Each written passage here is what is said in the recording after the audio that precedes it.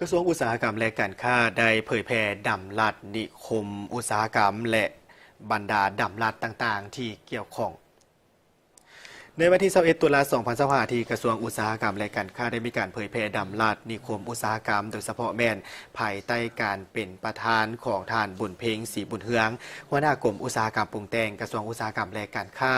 มีบรรดาพนักงานจากกรมและบรรดาแขวงและนครหลวงเวียงจันทน์เข้าร่วม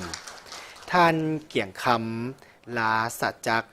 ห้องหัวหน้ากรมอุตสาหกรรมปรุงแต่งได้เผยแพร่ดำรัฐว่าด้วยนิคมอุตสาหกรรมเลขที่313ทับลบดำรัฐว่าด้วยนิคมอุตสาหกรรมอาซีโปรตัส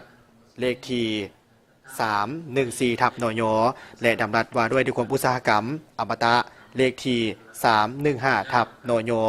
ดำรัฐฉบับดังกล่าวนี้ไม่ได้มีการกำหนดบรรดาหลักการระเบียบการและมาตรการเกี่ยวกับนโยบายในการพัฒนาการคุ้มครองและการติดตามกวดกานิคมอุตสาหกรรมเพื่อเป็นการสร้างเงื่อนไขเอื้ออำนวยให้แก่การขยายตัวตามทิศทางเป็นอุตสาหกรรมที่ทันสมัยสีเขียวและยืนยง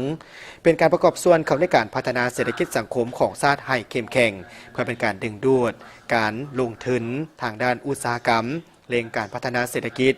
เงินลงทุนโดยกงเทคโนโลยีประสบการณ์ในการคุ้มครองบริหารและการสุกยู่วิสาหกิจขนาดน้อยและขนาดกลาง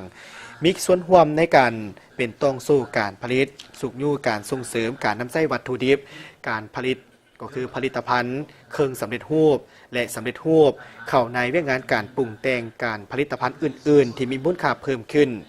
และนิคมอุตสาหกรรมเก่าสามารถเป็นบอนสร้างเพื่อเหตุงานทำจำนวนหลวงหลายและยืนยงเหตุให้ยกระดับรายรับของชุมชนซึ่งมีการกระจายการพัฒนาและการกระจายรายรับให้แก่ท้องถิ่นเหตุให้การจัดสรรผังเมืองมีความเป็นระเบียบเรียบร้อยสร้างความสมดุลให้แก่การวางแผนการนำใช้ที่ดินเพื่อรองรับการขยายตัวของตัวเมืองในอนาคตรับประกันการพัฒนาเศรษฐกิจสังคมสิ่งแวดล้อมและการพัฒนาที่ยืนยง